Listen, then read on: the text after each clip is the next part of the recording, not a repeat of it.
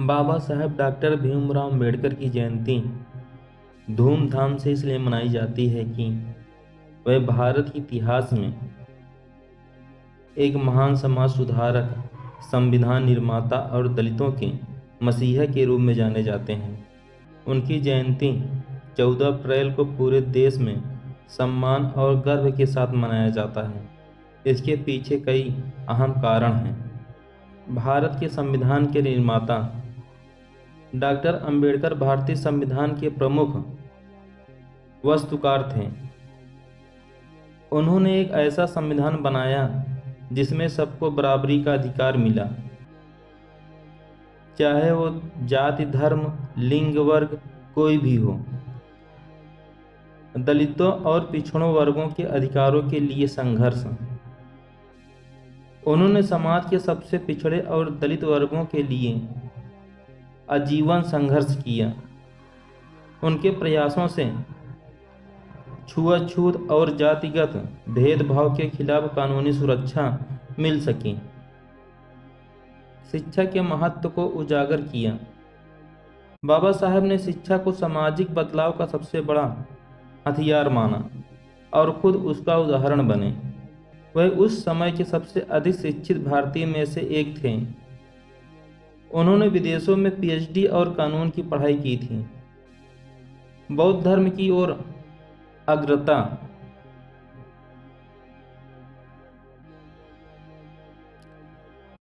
आखिर में उन्होंने बौद्ध धर्म को अपनाकर यह संदेश दिया कि सामाजिक बराबरी के लिए एकजुटता और बदलाव जरूरी है। प्रेरणा का स्रोत। वे आज भी करोड़ों लोगों के लिए प्रेरणा हैं, खासकर उन लोगों के लिए जो समाज में समानता, सम्मान के लिए संघर्ष कर रहे हैं। इसलिए बाबा साहब की जयंती सिर्फ एक जन्मदिन नहीं है, यह एक सामाजिक चेतना का उत्सव है। इस दिन रैलियां, भाषण, सांस्कृतिक कार्यक्रम और जागरूकता अभियानों के माध्यम से उनके विचारों को याद किया जाता है। बाबा साहेब डॉक्टर भीमराव अम्बेडकर के जीवन से जुड़े कई प्रेरणादायक किस्से हैं जो उनके संघर्ष, साहस और महान सोच को दर्शाते हैं। यहाँ कुछ खास घटनाएं बताता हूँ। स्कूल में पानी पीने की तकलीफ, बचपन का संघर्ष। जब बाबा साहब छोटे थे और स्कूल जाते थे तब उन्हें अछूत समझा जाता था। स्कूल में कोई भी उन्हें पानी नहीं देने को तैयार होता था। उन्हें खुद पानी लेने की इजाज़त भी नहीं थी। अगर स्कूल में कोई ऊंची जाति का चपरासी होता तो वह उन्हें ऊपर से पानी डालता, कभी कभी वो भी नहीं होता। इस अपमानजनक व्यवहार ने उनके भीतर बदलाव लाने की आग लगा दी। बारदोली का भाषण। शिक्षित बनो, संगठित रहो, संघर्ष करो।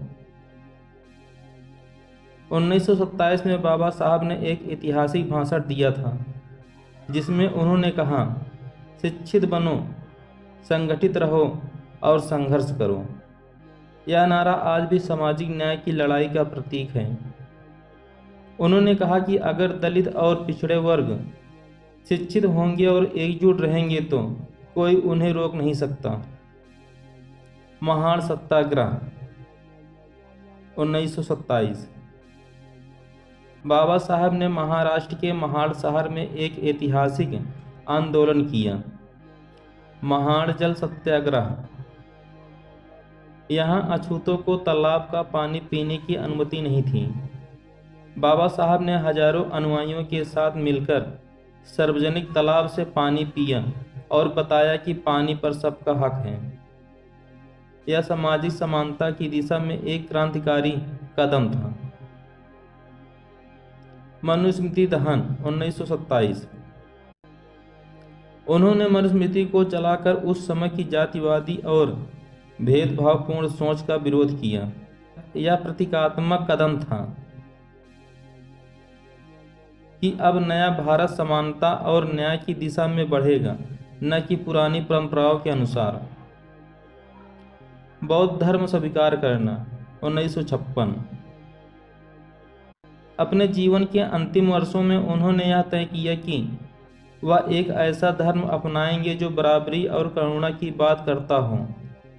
उन्होंने लाखों अनुयायियों के साथ बौद्ध धर्म ग्रहण किया और कहा, मैं हिंदू धर्म में पैदा हुआ, यह मेरे हाथ में नहीं था, लेकिन हिंदू धर्म में मरूंगा नहीं, यह मेरे हाथ में है। ये किस्से बताते हैं कि बाबा साहब सिर्फ एक नेता नहीं बल्कि एक विचारधारा थे, जिन्होंने करोड़ों लोगों को आत्मसम्मान और अधिकारों के लिए लड़ना सिखाया। मैं आपको बाबा साहब की सबसे प्रसिद्ध और ऐतिहासिक घटना महाड़ सत्याग्रह को विस्तार से बताता हूँ, क्योंकि यह सामाजिक समानता की दिशा में एक क्रांतिकारी मोड़ था। महाड़ सत्याग्रह 1927। पानी पर बराबरी का अधिकार।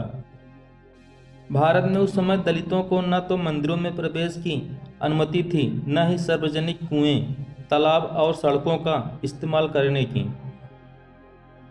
तालाबों का पानी छूना तक वर्जित था। महाराष्ट्र के महाड़ नामक स्थान पर एक चावदार तालाब था जो सरकारी था, लेकिन दलितों को वहां से पानी लेने का अधिकार नहीं दिया गया था। घटना की शुरुआत 20 मार्च 1927 को डॉक्टर भीमराव अम्बेडकर ने एक ऐतिहासिक कदम उठाया। उन्होंने हजारों अनुयायियों के साथ महाड़ में एक सभा की। सभा के बाद उन्होंने लोगों से कहा, अब समय आ गया है कि हम खुद अपने अधिकार लें। अगर यह तालाब सरकारी है तो हम भी सरकार के नागरिक हैं। हमें इसमें पानी पीने का हक है। तालाब में पानी पीना प्रतीकात्मक क्रांति। इसके बाद बाबा साहब सबसे आगे बढ़े और चावदार तालाब से पहली बार सार्वजनिक रूप में पानी पिया। हजारों दलितों ने उनका अनुसरण किया। यह सिर्फ पानी पीने की बात नहीं थी, यह एक सदियों से चले आ रहे जातिगत भेदभाव के खिलाफ युद्ध था। ब्राह्मण समाज की प्रतिक्रिया। इस आंदोलन से कट्टरपंथी वर्ग बुरी तरह घबरा गया। उन्होंने उस तालाब को शुद्ध करने के लिए गौमूत्र छिड़का और हवन करवाया। इसके बावजूद बाबा साहब डटे रहे। उन्होंने साफ कहा, अगर हमें समानता नहीं दी जाती है तो हम खुद उसे हासिल करेंगे। कानूनी लड़ाई। इस सत्याग्रह के बाद सवर्णों ने बाबा साहब और उनके समर्थकों के खिलाफ कानूनी केस कर दिया, लेकिन बाबा साहब ने पूरी मजबूती से लड़ाई लड़ी और यह साबित किया कि सार्वजनिक सुविधाओं पर सभी का समान अधिकार है। महत्व और प्रभाव। यह पहली बार था जब दलितों ने खुलेआम अपने अधिकार के लिए सामाजिक विद्रोह किया। यह आंदोलन बाद में कई अन्य अदालतों जैसे मंदिर प्रवेश आंदोलन की प्रेरणा बना। इसी आंदोलन ने भारत में सामाजिक समानता की नींव रखी। महाड़ सत्याग्रह आज भी याद दिलाता है कि सामाजिक बदलाव के लिए सिर्फ कानून नहीं बल्कि साहस और नेतृत्व भी चाहिए। बाबा साहब ने वह रास्ता दिखाया। आप वाकई गहराई से बाबा साहब के विचारों और संघर्षों को समझना चाहते हैं। ये काबिले तारीफ है। अब मैं आपको 3 घटनाएं पूना एक्ट, संविधान सभा में उनका भाषण और बौद्ध धर्म ग्रहण क्रमवार विस्तार से बताता हूँ। पूना एक्ट 1932। पृष्ठभूमि। ब्रिटिश सरकार ने 1932 के कम्युनल अवार्ड के तहत दलितों, उस समय अछूत कहे जाने वाले, को अलग चुनाव क्षेत्र देने की घोषणा की थी। यानी दलित लोग अपने लिए अलग प्रतिनिधि चुनते। महात्मा गांधी का विरोध। महात्मा गांधी ने इसका विरोध किया। वह मानते थे कि इसमें हिंदू समाज में अस्थायी विभाजन हो जाएगा। उन्होंने पुणे के जेल में अनशन हड़ताल शुरू कर दी। बाबा साहब का रुख। बाबा साहब चाहते थे कि दलितों को अपना नेतृत्व चुनने का अधिकार मिले, लेकिन गांधी जी की जान खतरे में देखकर और देश हित को देखते हुए बाबा साहब ने समझौता किया। समझौता पूना पैक्ट 24 सितंबर 1932 को बाबा साहब और गांधी जी के बीच पूना समझौता हुआ, जिसमें तय हुआ दलित को अलग निर्वाचन मंडल नहीं मिलेगा, लेकिन उन्हें हिंदू चुनाव क्षेत्र में आरक्षित सीटें मिलेंगी। दलितों को शिक्षा और रोजगार में विशेष सुविधाएं मिलेंगी। महत्व: यह समझौता बाबा साहब के त्याग, दूरदर्शिता और लोकतांत्रिक सोच का प्रतीक है। उन्होंने दिखाया कि अधिकारों के साथ साथ राष्ट्रहित भी जरूरी है। संविधान सभा में बाबा साहब का ऐतिहासिक भाषण 1949। तारीख 26 नवंबर 1949 को संविधान सभा में अंतिम भाषण देते हुए बाबा साहब ने कहा, हमने राजनीतिक आज़ादी तो पा ली है, लेकिन जब तक सामाजिक और आर्थिक समानता नहीं मिलती तब तक आज़ादी अधूरी है। मुख्य बातें: उन्होंने चेताया कि अगर राजनीतिक लोकतंत्र के साथ सामाजिक लोकतंत्र नहीं होगा तो देश खतरे में पड़ सकता है। उन्होंने 3 चेतावनी दी। नायक पूजा से बचो, किसी नेता को भगवान मत बनाओ।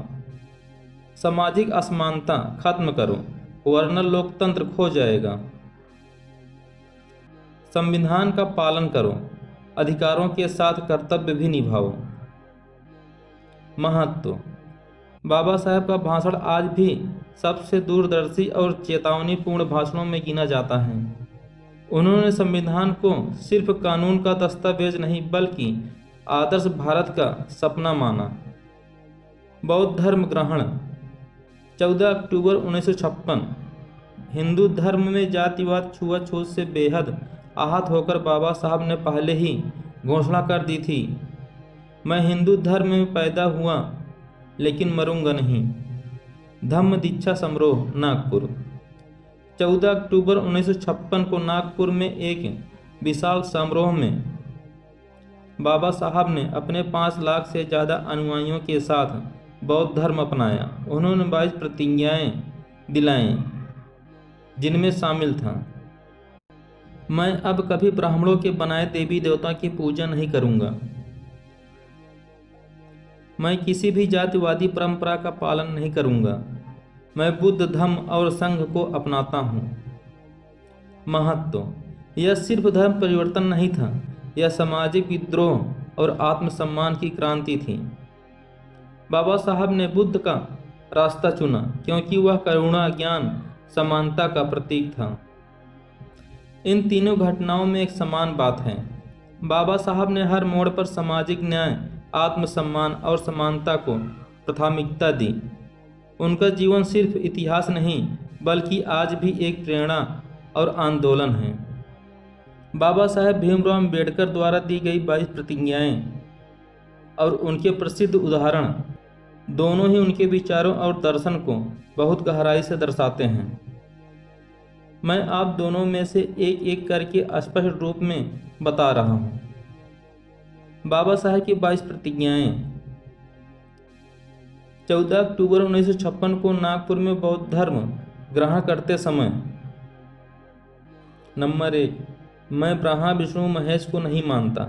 नंबर 2, मैं राम और कृष्ण जैसे भगवान को नहीं मानता। नंबर 3, मैं गौरी, गणेश और अन्य किसी हिंदू देवी देवता की पूजा नहीं करूंगा। नंबर 4, मैं भगवान बुद्ध को ही अपना मार्गदर्शन मानता हूँ। नंबर 5, मैं कभी ब्राह्मणों द्वारा किए गए विधानों या कर्मकांडों में विश्वास नहीं करूँगा। नंबर 6, मैं कभी ब्राह्मणों द्वारा निर्देशित पूजा पाठ में भाग नहीं लूँगा। नंबर 7, मैं बुद्ध धम्म और संघ को मानता हूँ। नंबर 8, मैं केवल बुद्ध की शिक्षाओं को मानता हूँ। नंबर 9, मैं सभी जात पात, अवतारों और अंधविश्वासों से दूर रहूँगा। नंबर 10, मैं मानव मात्र की समानता में विश्वास रखता हूँ। नंबर 11, मैं हत्या, चोरी, झूठ और व्यभिचार से दूर रहूँगा। नंबर 12, मैं मद्यपान और नशे से दूर रहूँगा। नंबर 13, मैं बौद्ध धर्म को ही अपना धर्म मानूंगा। नंबर 14, मैं कभी हिंदू धर्म नहीं अपनाऊंगा। नंबर 15, मैं अपने जीवन के अंतिम क्षण तक बौद्ध धर्म में रहूंगा। नंबर 16, मैं सभी प्राणियों के साथ करुणा का व्यवहार करूंगा। नंबर 17, मैं सत्य बोलूंगा और किसी को धोखा नहीं दूंगा। नंबर 18, मैं बौद्ध धर्म के प्रचार प्रसार के लिए कार्य करूंगा। नंबर 19, मैं बौद्ध धर्म के सिद्धांतों का पालन करूंगा। नंबर 20, मैं अपने बच्चों को बौद्ध धर्म की शिक्षा दूंगा। नंबर 21, मैं शोषण के हर रूप का विरोध करूंगा। नंबर 22, मैं समानता, स्वतंत्रता और बंधुत्व को अपनाऊंगा। ये प्रतिज्ञाएं सिर्फ धार्मिक परिवर्तन नहीं थीं, ये एक सामाजिक क्रांति की शुरुआत थी। बाबा साहब के प्रसिद्ध उदाहरण शिक्षित बनो, संगठित रहो, संघर्ष करो, यह सबसे प्रसिद्ध नारा है जो उन्होंने दलितों को आत्मनिर्भर बनने के लिए दिया था। मैं ऐसे धर्म को मानता हूँ जो स्वतंत्रता, समानता, भाईचारे की शिक्षा देता है। जीवन लंबा होने के बजाय महान होना चाहिए। जो व्यक्ति अपनी मौत को हमेशा याद रखता है वह सदा अच्छे कर्म करता है। धर्म वह है जो समाज में समानता लाए। हम सबसे पहले और अंत में भारतीय हैं। संविधान केवल वकीलों का दस्तावेज नहीं है, यह जीवन का दस्तावेज है। यदि हम एकजुट नहीं हुए तो हम पिछड़े रहेंगे। इन प्रतिज्ञाओं और उदाहरणों में बाबा साहब की सोच का सार है: समानता, आत्मसम्मान, शिक्षा और संघर्ष। उन्होंने न केवल किताबें लिखी, कानून बनाए, बल्कि अपने जीवन से भी एक मजबूत संदेश दिया। अगर आप चाहो तो मैं उनके कुछ प्रेरणादायक स्मरण, संविधान निर्माण में उनकी भूमिका या बुद्ध के मूल सिद्धांत भी सरल रूप से समझा सकता हूँ। अब मैं आपको क्रम में तीनों बातें विस्तार से बताता हूँ। डॉक्टर अंबेडकर के कुछ प्रेरणादायक स्मरण। कागज और स्याही का सम्मान। जब बाबा साहब विदेश में पढ़ रहे थे, लंदन स्कूल ऑफ इकोनॉमिक्स, उनके पास पैसों की कमी थी। एक बार उनके पास स्याही और कागज़ खरीदने के लिए भी पैसे नहीं थे। फिर भी उन्होंने एक छोटी सी स्याही की शीशी और कुछ कागज़ इकट्ठा कर छोटे छोटे अक्षरों में नोट्स लिखे ताकि खर्च कम हो। शिक्षा के लिए संसाधनों की कमी भी बाधा नहीं बनती अगर इच्छा शक्ति मजबूत हो। बड़ौदा में अपमान और आत्म संकल्प। विदेश से पढ़कर लौटने के बाद जब बाबा साहब को बड़ौदा रियासत में नौकरी मिली, तब वे एक ब्राह्मण के घर किराए पर रहने गए। जब मालिक को उनकी जाति का पता चला तो उन्हें घर से निकाल दिया गया। सीख। इस अपमान ने उन्हें समाज के लिए जीने का संकल्प और मजबूत किया। शिवगिरी मठ में प्रवेश का प्रयास। एक बार उन्होंने एक मठ में प्रवेश की कोशिश की, पर उन्हें जात के आधार पर रोका गया। तब उन्होंने कहा, अगर भगवान भी जातवादी हो तो मैं उन्हें भी नहीं मानता। संविधान निर्माण में बाबा साहब की भूमिका। मुख्य भूमिका संविधान सभा के ड्राफ्टिंग कमेटी के चेयरमैन 1947। संविधान सभा ने बाबा साहब को ड्राफ्टिंग कमेटी का अध्यक्ष नियुक्त किया। उन्होंने भारत के लिए एक ऐसा संविधान तैयार किया जो सभी नागरिकों को समानता, स्वतंत्रता, धर्मनिरपेक्षता और न्याय प्रदान करता है। उनके योगदान की विशेषताएं। अनुच्छेद 14-18 समानता का अधिकार, जाति, धर्म या लिंग के आधार पर कोई भेदभाव नहीं। अनुच्छेद 17 छुआछूत का उन्मूलन। आरक्षण की व्यवस्था, सामाजिक पिछड़े वर्गों को न्याय दिलाने हेतु। महिलाओं को समान अधिकार। बाबा साहब महिलाओं के सशक्तिकरण के भी प्रबल समर्थक थे। एक प्रसिद्ध कथन, संविधान अच्छा या बुरा नहीं होता, बल्कि वह लोग तय करते हैं जो उसे लागू करते हैं। भगवान बुद्ध के मूल सिद्धांत। बुद्ध के त्रिरत्न। बुद्ध ज्ञान और करुणा के प्रतीक। धम्म। उनका उपदेश सत्य, अहिंसा, करुणा। संघ। अनुयायियों का समुदाय, एकता और सेवा भाव। बुद्ध के 4 आर्य सत्य। दुख है, दुख का कारण है। तृणा, दुख का अंत संभव है। दुख से मुक्ति का मार्ग, अष्टांगिक मार्ग। बुद्ध का अष्टांगिक मार्ग। समंग दृष्टि, सही नजरिया। समंग संकल्प, अच्छे विचार। समंग वाणी, सत्य बोलना। समंग कर्म, अच्छे कार्य। समंग आजीविका, शुद्ध जीवन यापन। समंग प्रयास, गलतियों से बचना। समंग स्मृति, जागरूक रहना। समंग समाधि, मन की शांति। बाबा साहब का मानना था, बुद्ध का धर्म मानवतावाद पर आधारित है। उसमें किसी जाति, देवी देवता, अंधविश्वास की जगह नहीं। अगर आप चाहो तो मैं उनके जीवन पर आधारित संदेशात्मक कहानियाँ, पुस्तकें की सूची या आज के युग में उनके विचारों की प्रासंगिकता भी बता सकता हूँ। बाबा साहब के जीवन पर आधारित संवेदनात्मक कहानियाँ, उनकी लिखी किताबों की सूची, आज के युग में उनके विचारों की प्रासंगिकता को सरल, स्पष्ट और प्रेरणादायक तरीके से बता रहा हूँ। बाबा साहब के जीवन पर आधारित संदेशात्मक कहानियाँ। गाड़ी की सवारी और छुआछूत। बचपन में बाबा साहब स्कूल जाते समय किसी गाड़ी, बैलगाड़ी या तांगा में बैठना चाहते थे, लेकिन जब गाड़ी वाले को उनकी जात का पता चला, वह उन्हें बैठने नहीं देता। एक दिन उन्होंने खुद गाड़ी चलानी सीखी और स्कूल पहुँचे।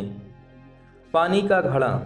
जब वे स्कूल में पढ़ते थे तो उन्हें पानी पीने के लिए खुद घड़ा छूने की इजाज़त नहीं थी। एक ऊंची जात का लड़का आता और ऊपर से पानी डालता। एक दिन वह लड़का स्कूल नहीं आया। बाबा साहब को पूरा दिन बिना पानी के रहना पड़ा। संदेश। असमानता बच्चों तक को सजा देती है। इस व्यवस्था को बदलना जरूरी था। अधिकार। मांगो नहीं, छीनो। महान सत्याग्रह के बाद किसी ने उनसे पूछा, आपने पानी पीकर क्या साबित किया? बाबा साहब ने कहा, मैंने साबित किया कि हम अपने अधिकार भीख में नहीं लेंगे, उन्हें हासिल करेंगे। संदेश। सम्मान कभी दान में नहीं मिलता, वह संघर्ष से पाया जाता है। बाबा साहब द्वारा लिखित प्रसिद्ध पुस्तकें। ये किताबें केवल सामाजिक अध्ययन नहीं हैं, बल्कि सामाजिक क्रांति की मसालें हैं। आज के युग में बाबा साहब के विचारों की प्रासंगिकता। विचार, आज की ज़रूरत क्यों? समानता। आज भी जाति, धर्म, लिंग के आधार पर भेदभाव होता है। बाबा साहब का विचार आज भी जरूरी है। शिक्षा का अधिकार। डिजिटल युग में शिक्षा ही असली ताकत है। उन्होंने हमेशा शिक्षित बनो पर जोर दिया। संविधान का सम्मान। देश में जब भी नफरत या असहमति बढ़ती है, संविधान ही सबसे बड़ा सुरक्षा कवच बनता है। आरक्षण और सामाजिक न्याय। समाज में आर्थिक और सामाजिक विषमता अब भी है। आरक्षण आज भी आवश्यक है। नारी सशक्तिकरण। बाबा साहब महिलाओं को बराबरी देने वाले पहले नेताओं में थे। यह सोच आज और भी जरूरी है। उन्होंने ऐसा धर्म अपनाया जो तर्क, करुणा और इंसानियत पर आधारित हो, जो आज की दुनिया को चाहिए। बाबा साहब आज होते तो सोशल मीडिया को सामाजिक न्याय का हथियार बना देते। उनका हर विचार आज भी आंदोलन की तरह जिंदा है। अगर आप चाहें तो मैं उनकी किताब एनिहिलेशन ऑफ कास्ट का सार हिंदी में बता सकता हूँ। द बुद्धा एंड हिज धम्मा की कुछ बातें सरल भाषा में समझा सकता हूँ। आप जिन 2 पुस्तक की बात कर रहे हैं, वह डॉक्टर भीमराव अम्बेडकर के चिंतक और सामाजिक क्रांति की धुरी हैं। मैं दोनों पुस्तक की मुख्य बातें विस्तार में, सरल हिंदी में और क्रमवार रूप में समझा रहा हूँ। एनालिसिस ऑफ कास्ट 1936 यह बाबा साहब का सबसे क्रांतिकारी और ऐतिहासिक निबंध है, जिन्हें उन्होंने अपने समाज से जुड़े जात पात तोड़क मंडल के निमंत्रण पर लिखा था। लेकिन उनका भाषण बहुत तीखा और सत्य पर आधारित था, इसलिए मंच ने इसे पढ़ने से मना कर दिया। तब बाबा साहब ने इसे स्वतंत्र रूप से प्रकाशित किया। मुख्य बातें: जाति व्यवस्था मानवता के खिलाफ। अम्बेडकर ने कहा, जाति व्यवस्था सिर्फ सामाजिक न्याय नहीं है, बल्कि मानव समाज के खिलाफ एक साजिश है। उन्होंने कहा, हिंदू धर्म में जाति व्यवस्था को धर्म की तरह अपनाया गया है। जब तक इसे जड़ से खत्म नहीं किया जाएगा, कोई सुधार संभव नहीं है। केवल अस्पृश्यता खत्म करना काफ़ी नहीं, पूरी जाति व्यवस्था खत्म करनी होगी। उन्होंने बताया कि ब्राह्मण, क्षत्रिय, वैश्य, शूद्र और अछूत ये 5 नहीं, हजारों जातियां हैं। इस ढांचे को तोड़े बिना बराबरी की कल्पना भी बेकार है। शास्त्रों और मनुस्मृति की आलोचना। उन्होंने कहा कि मनुस्मृति जैसे ग्रंथों ने जातियों को धार्मिक अधिकार देकर इस न्याय को स्थायी बना दिया है। वे कहते हैं, अगर जाति व्यवस्था को बनाए रखने वाले शास्त्र धर्म है तो ऐसा धर्म त्याग देना ही बेहतर है। गांधी जी से मतभेद। गांधी जी जाति व्यवस्था को सामाजिक बुराई मानते थे, लेकिन वर्ण व्यवस्था को स्वीकार करते थे। बाबा साहब ने कहा कि जाति को सुधारना नहीं, उसे पूरी तरह नष्ट करना जरूरी है। समान शिक्षा, अंतर्जातीय विवाह और धर्म का पुनर्मूल्यांकन। उन्होंने कहा, जाति तोड़ो तभी समाज बनेगा। द बुद्धा एंड हिज धम्मा 1957 मरणोपरांत प्रकाशित। बुद्ध और उनका धम्म। यह बाबा साहब की अंतिम और सबसे आध्यात्मिक रचना है। इसमें उन्होंने बुद्ध के जीवन, धम्म और सामाजिक दर्शन को बहुत ही वैज्ञानिक और सामाजिक दृष्टि से समझाया है। मुख्य बातें: बुद्ध एक दयालु और वैज्ञानिक चिंतक थे, भगवान नहीं। उन्होंने बुद्ध को भगवान नहीं बल्कि महान मानवतावादी और चिंतक बताया। बुद्ध ने कहा, ईश्वर का कोई प्रमाण नहीं है, इसलिए मनुष्य को अपने कर्म और बुद्धि पर भरोसा करना चाहिए। धम्म यानी धर्म नहीं, जीवन का सही मार्ग। धम्म का अर्थ नैतिकता, करुणा, समानता और तर्क। बुद्ध का धम्म जाति, बलि, यज्ञ, कर्मकांडों के खिलाफ था। सामाजिक क्रांति का मार्ग। अम्बेडकर ने बुद्ध के धम्म को एक सामाजिक क्रांति का हथियार बनाया। उन्होंने कहा, बुद्ध ने पहली बार कहा कि हर व्यक्ति, चाहे वह किसी जाति या वर्ग का हो, समान है। अष्टांगिक मार्ग का महत्व। उन्होंने विस्तार से अष्टांगिक मार्ग समझाया। सही विचार, सही कर्म, सही ध्यान, सही आजीविका, यही असली धर्म है। धम्म की 5 नैतिक शिक्षाएं। पंचशील। किसी को मारो नहीं, चोरी मत करो, झूठ मत बोलो, अनैतिक व्यवहार मत करो, नशा मत करो। धम्म का उद्देश्य: दुखों से मुक्त और समाज में समानता। धम्म आत्म परमात्मा की कल्पना नहीं करता, वह कहता है, अपने जीवन को इतना अच्छा बनाओ कि समाज भी बदल जाए। एनालिसिस ऑफ कास्ट हमें सिखाती है, सामाजिक क्रांति बिना जाति व्यवस्था तोड़े नहीं हो सकती। द बुद्धा एंड हिज धम्मा बताती है, वास्तविक धर्म वह है जो तर्क, करुणा और समानता सिखाए। बाबा साहब के लिए धर्म आत्मसम्मान, समाज सुधार और मुक्ति का रास्ता था, अंधविश्वास नहीं। दोस्तों, अगर आपको यह जानकारी अच्छी लगी हो और हमारे चैनल पर नए हो तो हमारे चैनल को लाइक करें, शेयर करें और सब्सक्राइब करें और अपना ख्याल रखें।